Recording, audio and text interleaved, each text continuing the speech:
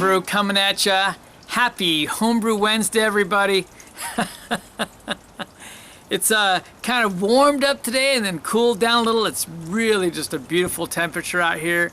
That makes for a great Homebrew Wednesday video on a Thursday. And today I need to correct something from last week. So I had received a beer in a big foam package with Christian last week that was identified as the lemon drop.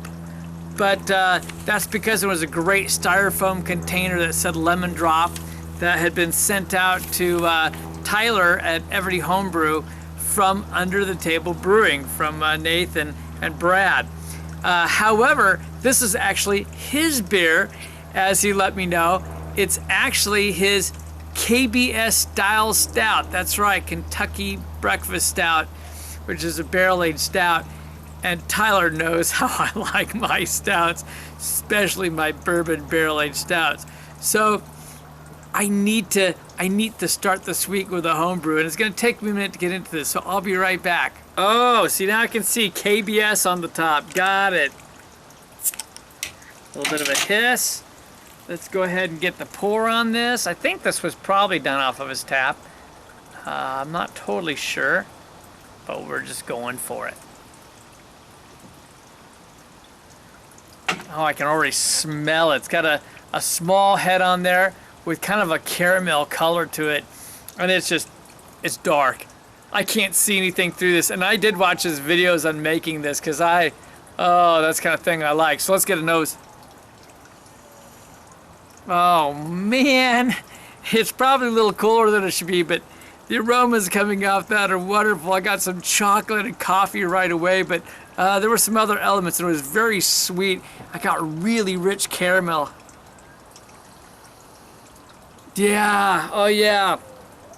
A little bit of a burnt taste to it, which is interesting, but I should say nose. But really rich caramel with a good bit of coffee, actually, as well as, a fucking airplane. Yeah, nice caramel. A little bit of that oak. The oak is coming through. Maybe some astringency possibly coming off that, and but nice rich caramel, some coffee on that, a little bit of chocolate on that. That's mostly what you get, but quite frankly, that's kind of what you get on the KBS. I don't know that I'm so much picking up on bourbon, but we'll see. We're gonna jump in, so cheers.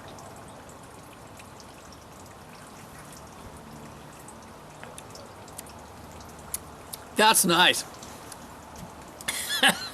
That's really nice, Tyler.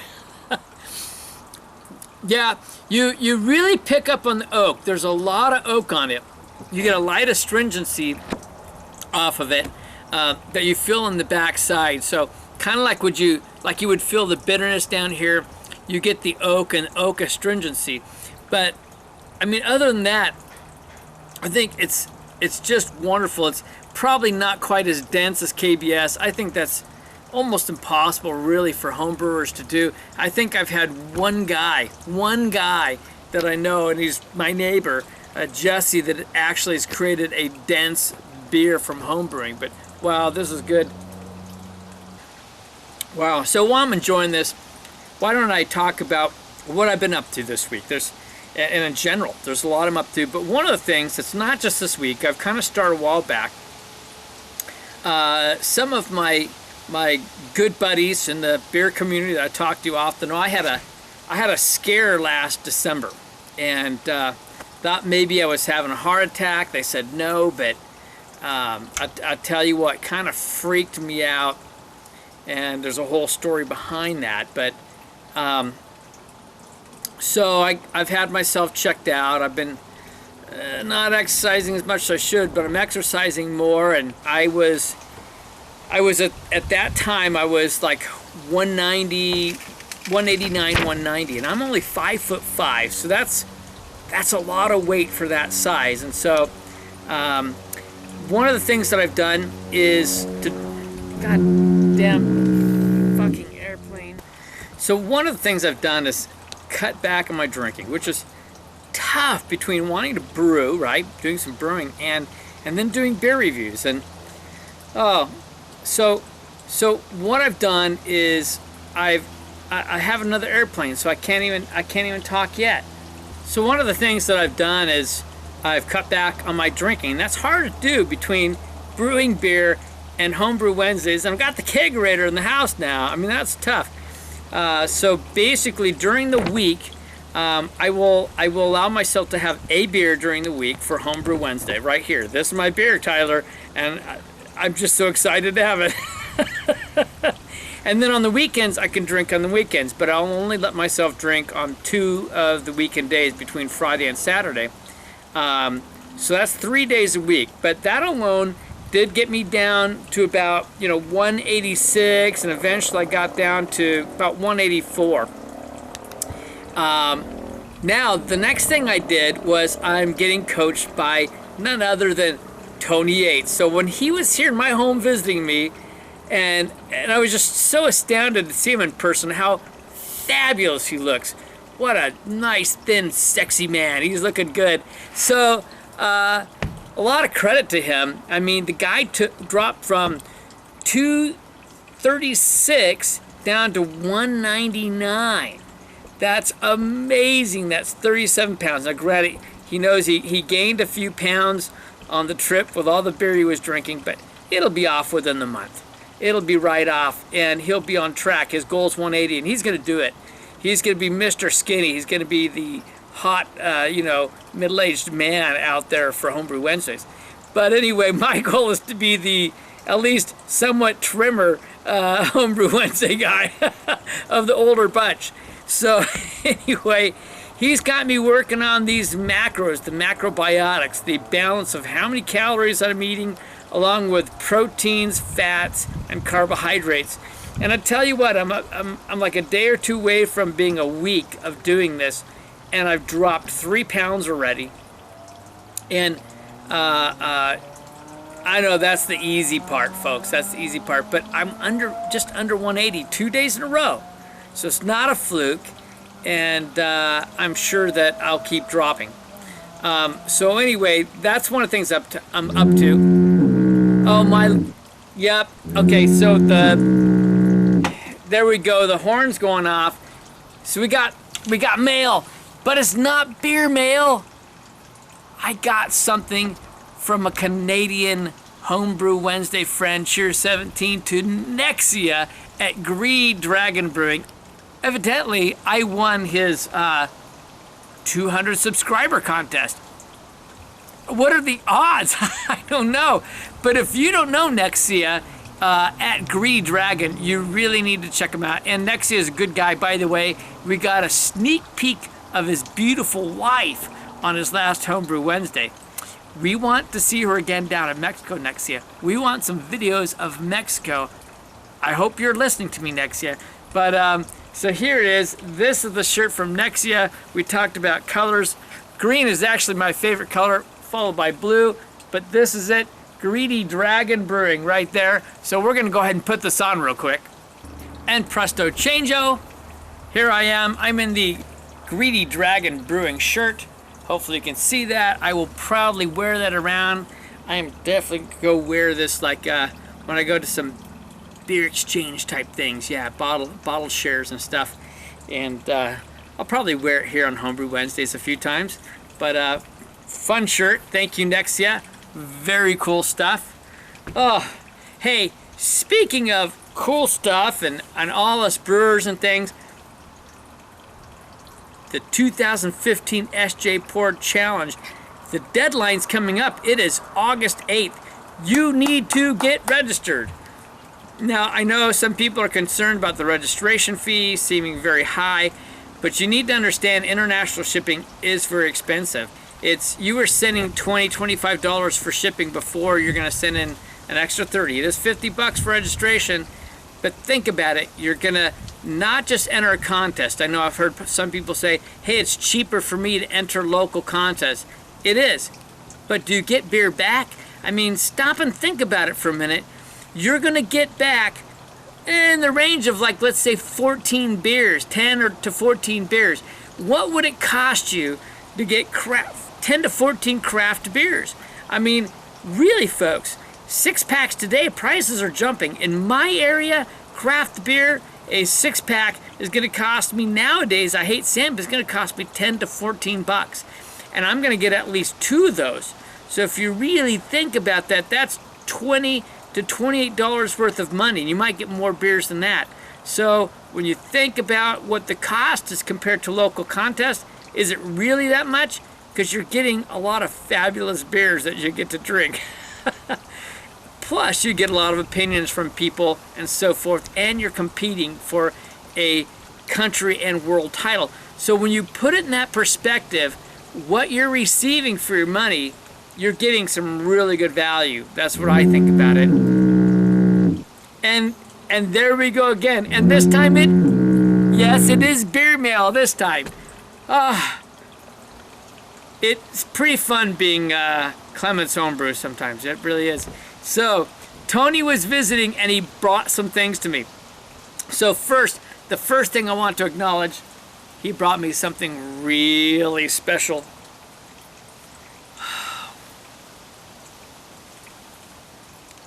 That's right.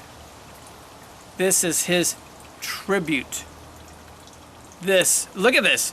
It was his first cork and cage. That's right. It's a 10.8%, 38 IBUs from Northern Rock Brewery. It's tribute.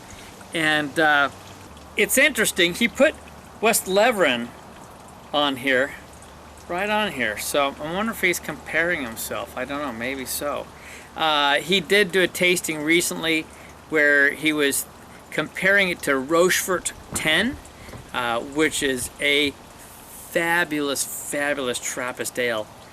And his buddies liked Tony's better than Rochefort 10. And I gotta tell you, Rochefort 10 is probably my favorite in the style. Now, I have a West Leverin aging. Tony saw it. He would probably love to open it with me. He's a gracious man, but yeah, it needed to age, as I let him know. But we got to drink a lot well as it was. But this is fun. I plan on holding on to this I think I'm gonna bring this around the Christmas holiday time. So it has at least another 6+ months on it, and we'll see how this one's tasting. Now, we're gonna wait for the other airplane to go by, because that's my greatest hobby in life. Waiting for airplanes, and then in my mind shooting them down. Tony brought a few other fun things. He tried to ship me a beer from Geir Mathello, if I'm saying that right. Hopefully, Geir, I said that right. This was his 2014 SJ Port Challenge entry. Right here, Georgia Special,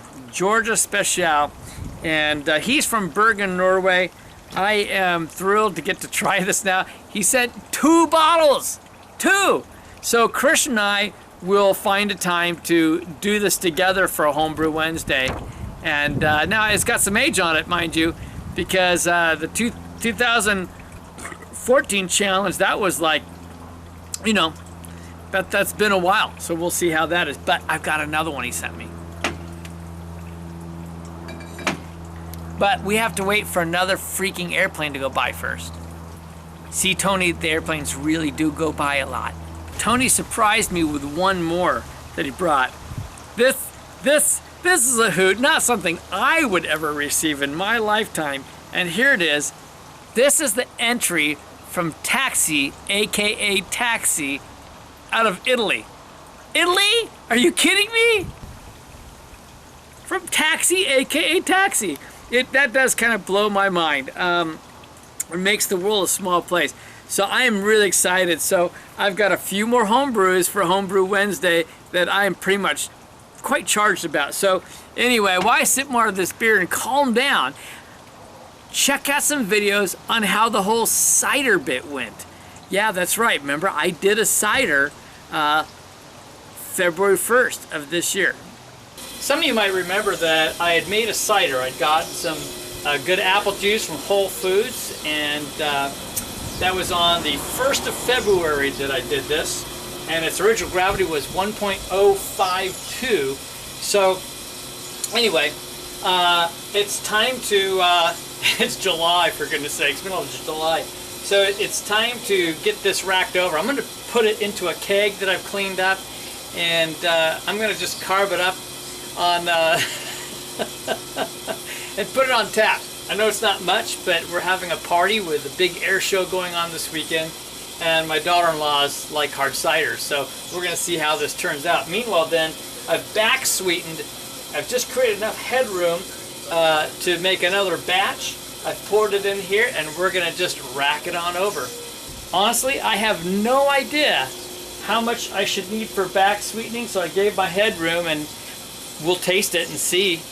And I'm hoping that's what I need exactly. That'd be great, because then there's a beautiful headroom to just add some yeast and let the next one go. Just that you do know, I did already add, about 5 days ago, the potassium metabisulfite, so that the fermentation process stopped. So it's not going to continue to ferment with the addition of the apple cider, the fresh stuff, and we'll go ahead and be able to carb that up and have a little extra treat this weekend. So I had a keg all cleaned up and ready to go. I've got the cider into that. I decided to back sweeten a little. It actually tasted fine, but I experimented with a few things, and I found just a tiny bit of brown sugar. I've heard about that from people. Just smoothed it over a little. So for that whole thing that I put maybe 3/4 of a teaspoon of brown sugar was all for the gallon. And I think that's more than enough. Just kind of puts this nice smooth edge on it. We'll see how that turns out. So that's carbing up. It's Thursday, and then hopefully come Sunday we should be just fine. We should be carbed and ready to go. Meanwhile, I put the yeast, the Lavalin yeast, into this one, and it's ready to start going. Another beautiful thing is that buying them like this, I'm collecting jugs, or demijohns, as you would say. So I'm gonna have a nice little collection of those as well. So we'll see how this turns out Sunday. Maybe I'll pour a glass and share it with you. So we're on the back deck with family watching the F-16s fly by, and I'm trying the hard cider that I made. So here we go.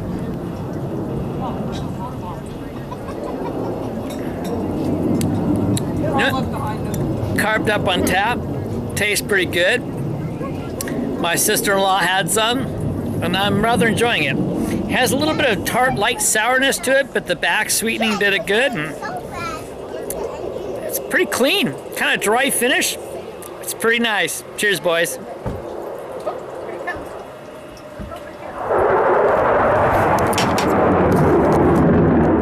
Did you have some cake?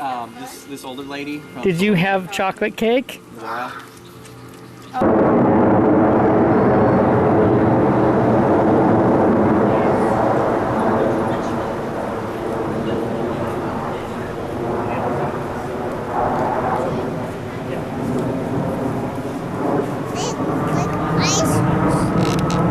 So the cider was a little bit over carbonated. One of my sons actually said, yeah, it's someplace between the cider and champagne.